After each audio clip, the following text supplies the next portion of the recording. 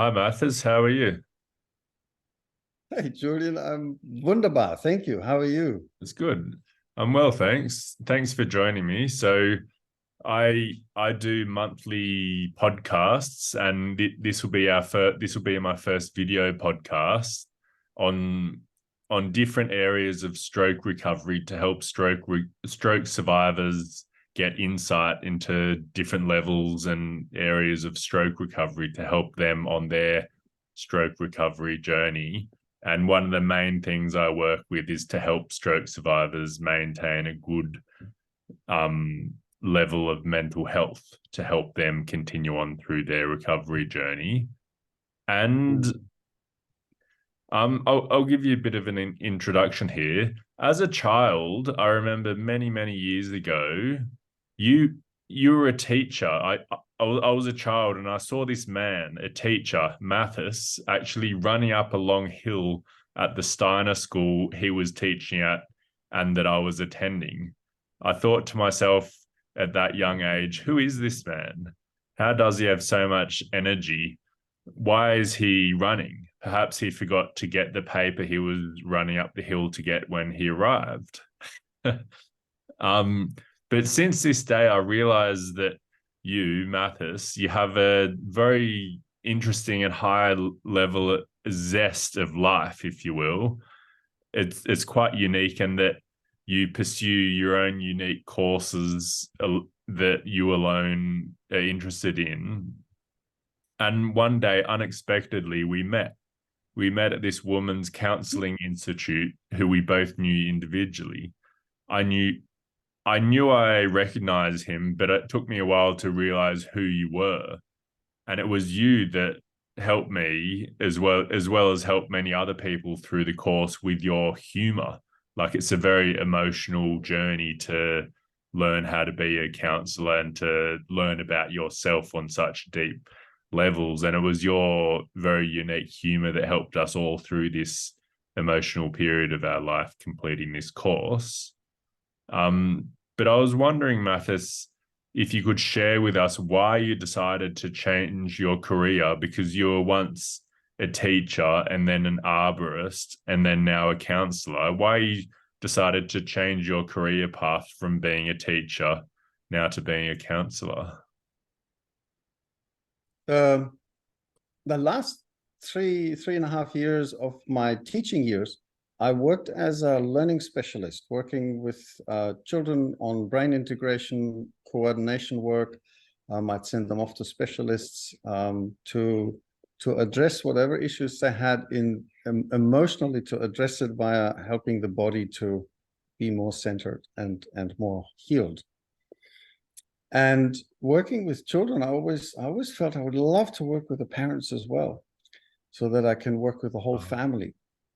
And then did a counseling training and was completely taken by it, and decided I wanted to work as a counselor. Well, And then I left teaching, opened my own practice, and had a little garden business on the side just to build up more income. And it turned into a tree business. And next I was an arborist, and I'm calling myself Australia's only counseling arborist. So I've had a counseling practice and a tree business for nearly 25 years now. And wow. I love doing this. Mm. Yeah, that's impressive. That's impressive. It's a very unique combination of different things that you do. Mm. Um, and I'm a counselor myself, yet I specialize in counseling for stroke survivors and their families. And I know for a fact, and I'm sure that you know as well, that your clients admitting they might need counseling and then actually going to see a counselor are two of the most difficult steps they need to progress through. To progress through these two steps will enable them to get their life back or to help create a better and more stable life for themselves. And I'd like to give the example of men needing counseling. Men are big and tough and big and tough creatures, and we don't like to admit that we need help. So it's very difficult to realize that, or to admit that you need help, and especially seeing a counselor. So I'll give a brief example of one of my clients. I was told that he needed help, yet know that men referred to me by their corrections officers, the police officers that are looking after their transition out of drug rehabilitation or jail. The correction officers recommend them to this organization I'm working for. And I contacted him quite a few times and he had no response. And then I contacted the corrections officer and she said she'll contact him. And then she said he's still interested in seeing him. And I'm like, yeah. And then she's like, okay, well, he is interested in seeing you. So finally I got to talking to him and we were chatting for such a long time and he was just opening his heart and soul out to me. So those initial first steps were so difficult for him to admit that he might need help and support. But that's the only way through his journey to get to the other side of where he's come from. But I was wondering if you have any similar stories to that and what the benefits are for clients during this process, like once they come out the other side. Mm.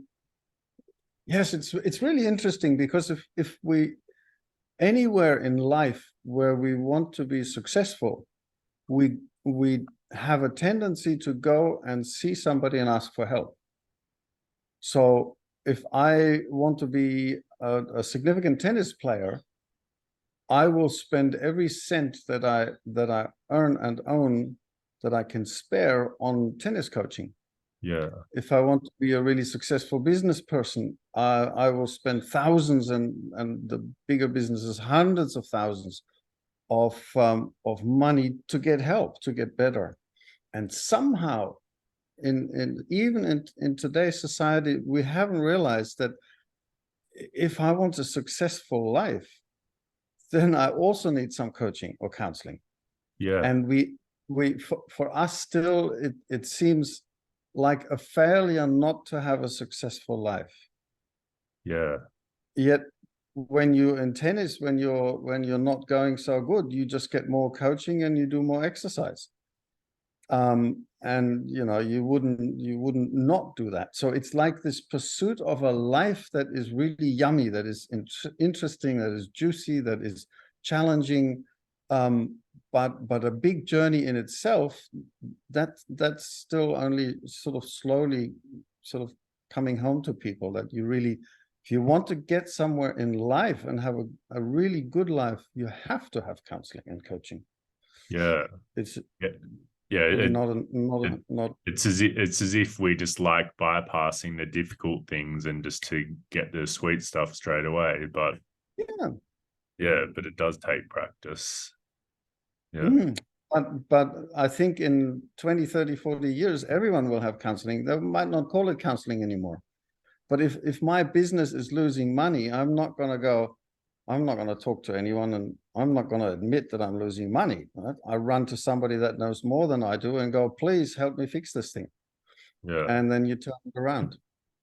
Yeah. Same with counseling and coaching lives. Yeah, exactly. But in saying this, that the clients can find it difficult to initiate their first appointment or even to accept the suggestion from a loved one to seek support. I know that personally I went through this same experience, to be honest. Like I remember when we were studying and their teacher approached me and said, do you need counseling? And I was like, no, I don't need counseling. Like no way. But then I kind of transitioned into that and it was one of the best decisions I'd ever made. And like I was resistant, but yeah, I'm so glad I went through that. And I was just wondering if you yourself has any sort of counseling or mentoring, or I remember you mentioning this quite wise man that you sometimes go to see like once a year. But so do you see anyone to help you with your mental health? Do you feel like telling us about that? Yeah. Oh, look, passionate about telling anything about this whole area. I just love everything and anything to do with people, coaching and counseling. For me, coaching and counseling is not only to have a better life, or to get more out of life, to learn more from life, but for me, it's like, I call it soul maintenance. It's like there was a time in my life where I went to see a counselor every Monday night at 8 o'clock in my work boots and work clothes. And she was so good that I just wanted to move out. I just wanted to clean the attic and the basement. And so we would have a session, and she would say, "How was your day?" And I'd say, "Great." And then she'd say, how's Diane? She's beautiful. How the kids? So my life was good, but I knew that underneath the good, there was still a lot to tidy up and clean out and throw away and transform. And lo and behold, within half an hour, many a session, she had me in tears over something. So our system is just there's just so much in it that really needs to be worked through and let go of. And the more we do that, the life doesn't always get easier. That nothing ever happens again, but the way we handle life is just light years different from not really constantly working on our stuff and growing. And we just like to bury it, suppress it, but it really does work wonders to bring it up, even though it is emotional at first. After that, it's incredible. Yeah, I mean, how is it for you when people come to you, and then after a session or two or three, what difference do you see? I mean, you would experience that all the time. Or there's this man originally the first man that reached out to me was from Spain, and I haven't charged him once. He actually lives with his mother, and he's quite a bad stroke survivor. Like, he can't do a great deal, but I've just kept my heart open, and we just communicate back and forth with each other. We have for a few years now, and we talk less and less, but like there's another man in America that I talk to monthly, and like we're friends on Facebook, and he follows me on Instagram, and after each session we talk, I see all these pictures pop up, which are like segments of our conversation that have come up, and now like his life is just looking really beautiful. But I can see that his life and other people's lives have definitely changed for the better. Like it's difficult to admit that your life may not be the same as before you had a stroke. It's a lot of emotional change to take on board, but it's definitely worthwhile taking on that challenge. And I think it's really important, and maybe also not so widespread understanding, is that if you go and see some kind, because you hear again and again, also a counselor, psychologist, and they weren't really, that wasn't really worth it. I hear that all the time as well. So to not spend 5 or 10 sessions with somebody if it doesn't spark, but to find somebody where you have rapport pretty much straight away, where you feel, yep, this person can really make a difference. And until then, just have sessions with different people until you find your right person, or persons. Could be 2, 3, 4.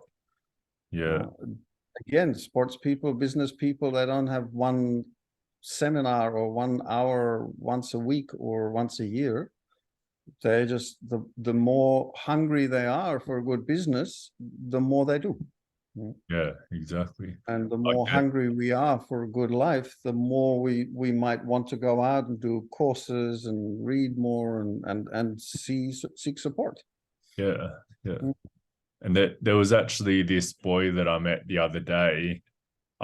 Another job I have on the side is I'm a support worker, and I met this autistic boy with his mother, and they were waiting in a patisserie, and he was so nervous and he didn't want to see me. And she was saying, "Do you want to cancel it?" And she was trying to talk him into staying. And then they had a chat with me. And then afterwards, she messaged me saying, "Thank you so much." Like, he left just so uplifted and feeling good and positive about himself. So it can really, seeing the transition, it's very much like what we talked about before about not really wanting counselling. And then once you take that first difficult step, it's really worth taking that leap of faith. Yeah. But did you have any more questions? Yeah. What, I mean, it's such a cliche question, but what for you is the most rewarding thing when counseling? And then next question, more specifically, when working with stroke survivors, or yeah, that would be the question. What's the most rewarding? Yeah, what's the juiciest thing for you where you go, yes, that's why I do this? To kind of see them, like, I guess their viewpoint of themselves is like this, and you help, and that's like negative, or whatever beliefs they have, and then you help change it so that they can see it from a different viewpoint. So it's almost like an aha moment. And that's just so beautiful to help them change their perspective on themselves. Yeah. That's really leaves me with a really lovely feeling. That's why we're doing it. Yeah, exactly. And with stroke survivors in particular, is there, or is it just similar, just with a different? Yeah, well, I guess that was the answer for stroke survivors, but the company I'm working with, it's actually quite difficult to get clients actually willing to talk to you because they're all come out of really difficult situations like jail or drug rehabilitation. So literally 90% of them don't contact you. Yeah. What makes the 10% different that contact you, do you think? I mean, you might not know. This is just, that's a good question. I'm not sure. Like, it's just, I guess people that I don't know how to answer that actually. Like, I guess people that they must have a little bit more belief in themselves, and they might not be covered in as dark and heavy a cloud. Yeah,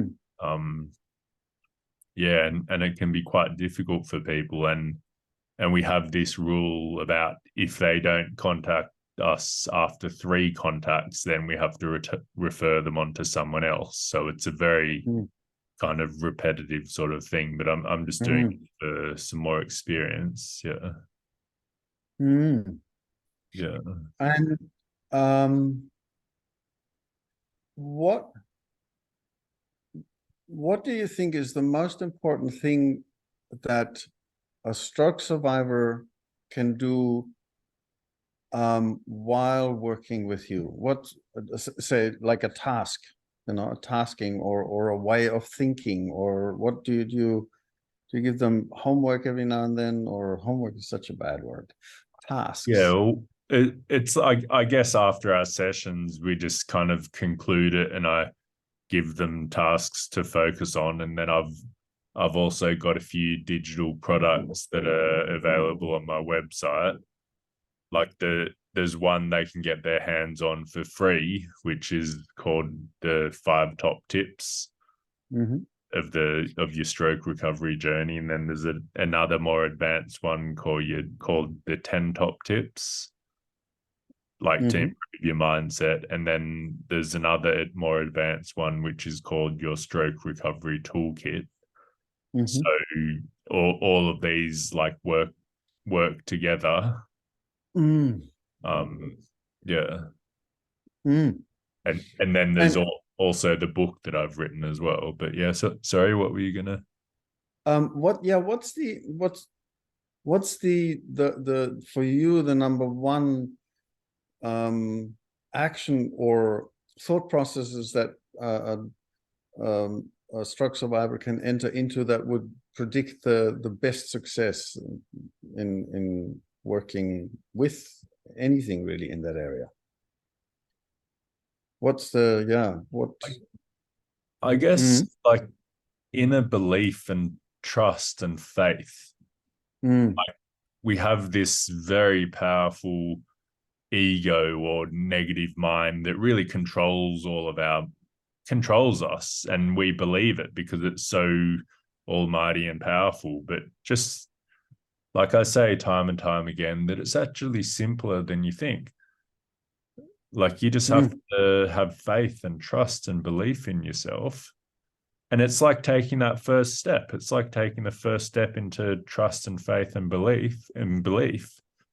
And then you just do a few different things like meditation, morning routines, afternoon routines, and like walking, exercise, diet. Like, it's just a combination of different things. As well as it's helpful having someone to hold you accountable and yeah, that being held accountable. Yeah, quite a few people say, "Oh no, I'm all right." Yeah. But there's definitely, if you have rapport with somebody, if you get on with your coach and counselor, that definitely to have this element of being held accountable is fantastic, I think, too. Yeah. Well, thank you so much for joining me here today, Mathis. Oh, it was a pleasure. It's been a pleasure chatting, and I'm sure we'll talk again soon. But yeah, thanks for Sounds awesome. Yeah. Okay. Have a good night. Take care. Bye-bye. Bye-bye.